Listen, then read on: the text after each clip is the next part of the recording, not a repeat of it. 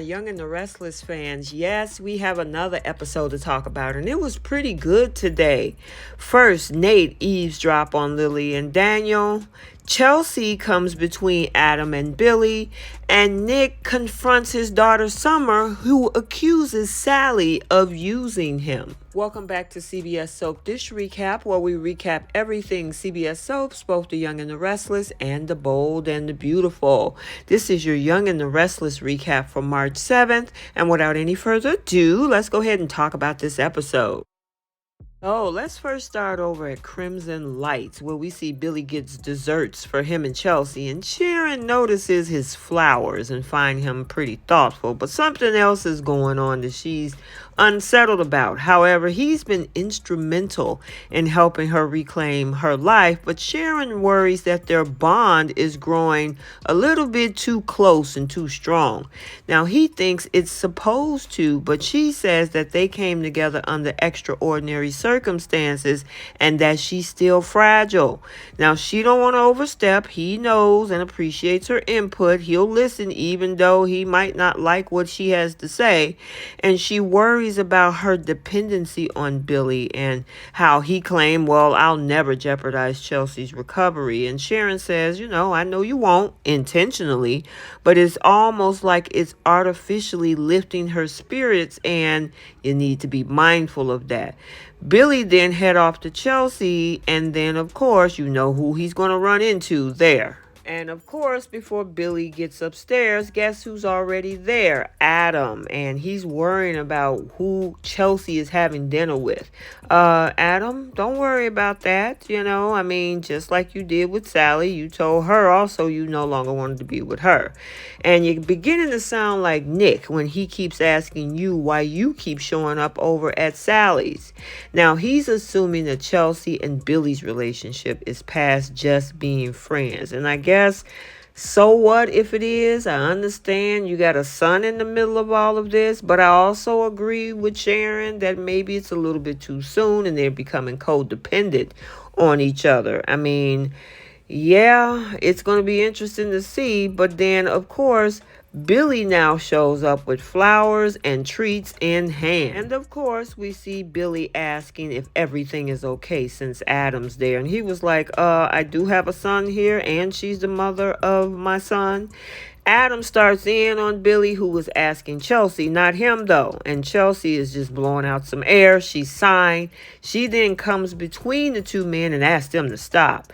Adam tells her to enjoy her lunch before he goes, and Chelsea's happy for the flowers and the pastries. They discuss Chelsea possibly working for Daniel and how Lily was there and seemed to like the idea. And she had thoughts about gamers going through mazes and using personal trials to get through them. The lunch is a celebration of her getting closer to getting back to where she wants to be. And then she say it's a celebration of us. They talk about the job itself. She'll design visuals once someone else do the codes, and Billy think that it's perfect fit for Daniel's platform and tells her about Jack's offer to work at Jabot. And because of her, he's now considering the offer, and he thanks her for seeing things in a different light. Chelsea felt like she owed him, and he asked if she can stand on her own, and she admits that she can. She's just grateful to have him in her life. So now we're back downstairs where we see Adam is there, and he is not happy, and he's sharing that with Sharon. I guess he got a little doom and gloom going on, saying that he doesn't think Billy cares about how he's affecting Chelsea's recovery. And hey, if it wasn't for Billy being there, there would be no Chelsea to recover, especially while you were sitting down waiting on Chelsea to come back to the table. Billy was talking her down from an edge of the building. However, I do agree at this point, maybe they need to take some time and heal from that traumatic event before moving forward in a relationship. So I can understand where Adam is coming from. And even Sharon said the same thing to Billy, even though Sharon is telling Adam something different. So now we're over at Society, where we see Sally revealing to Nick that she told Summer everything everything, he was like, yeah, she went ahead and told Summer everything, which I don't think it was her place to do so. I think she should have left that up to Nick. However, she says that she's sorry, but that his daughter accused her of creating chaos wherever she goes, and she actually admitted that Summer wasn't wrong and how this whole thing is a mess and she feels bad and their relationship has always been awful. However, Nick, trying to take accountability away from her, tried to reassure her and offer her to go with her to doctor's appointments. But since this is not an ultrasound, she refuses him. I mean, even if it was, that should have been an Adam thing to go with you on. Anyway, he tells her not to think about Summer, just focus on the baby, and they share a kiss. Man, Nick, you are simping hard.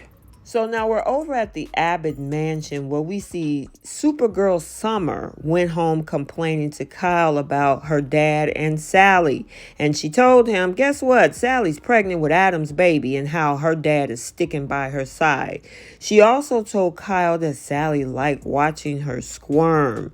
And I mean, seriously, I don't know. I thought so too yesterday. But then Kyle was like, well, maybe she just wanted you to know because you'll find out sooner than later. Kyle told her that he doesn't think Sally was doing that. And now she thinks Kyle is defending Sally. And he told her that the baby is the most important thing and that you pretty much just need to see it from her side. Honestly, part of me agree, but the large part of me agree with Summer because Sally is made a whole mess of this and she just admitted it to Nick. And then speaking of Nick, guess who showed up to the Abbott mansion? None other than her dad, Nick. And Nick told her that his issues with Sally are ancient. And some accuse Sally of using him. And yeah, she wants to talk about somebody using someone. Talk about how your mom used Jack. Or how she used Billy when he was dating her mother. Now, Nick told her she doesn't get to run his life. That's Victor's job. Remember, Summer? He always runs his kid's life. And I mean, seriously, it would be interesting if Tara would come back because that would throw a whole monkey wrench in that situation, which is already interesting with Diane involved. So I guess after Kyle leaves the Abbott mansion, he heads over to Crimson Lights and run right into his nemesis, Adam. And I'm telling you, Adam is already not in a good mood. And then he see Kyle and asks Kyle how things are at Jabot since he were ousted by him and, of course, his dad. Kyle said, well, you know what? Just to let you know, things are fine since you left and how his half-assed contributions didn't do that much. Now, Adam asked, well, what did his father give you for the treachery? Adam was like, was it a yacht, a bag of money, or maybe some magical beans? And I was cracking up. Kyle just rolls his eyes. He know he got them textiles. Now, Adam was like, yeah, you got those textiles, meals, of course. And Adam called Victor to actually meet with him after all of that. And finally, elsewhere in society, Daniel meets with Lily, who says Jill is fighting for Omegasphere, and Daniel likes the idea of working with Chelsea, and Lily actually thinks that's good news, the type of good news she actually needed today. Now, Lily believes in the project and knows Daniel put a lot into it, and it's a way to reinvent himself. Daniel thanks her for being so patient while he was wallowing. And she said, well, it was a little like being with Eeyore. Now, Lily owes Chelsea a thank you, actually, as they discuss her issues with Devon and finding a way to make things right. Guess who's listening from nearby? None other than her cousin Nate. And I gotta say, that purple blouse she had on, which purple is my favorite color. Girl, I need to know where you got that from. Okay, so there you have it, your Young and the Restless recap for Tuesday, March 7th, 2023. If you haven't checked out the bold and the beautiful recap for today, it has been uploaded to the channel. And until the next video, like, comment, and subscribe, and we will see you next time. Bye.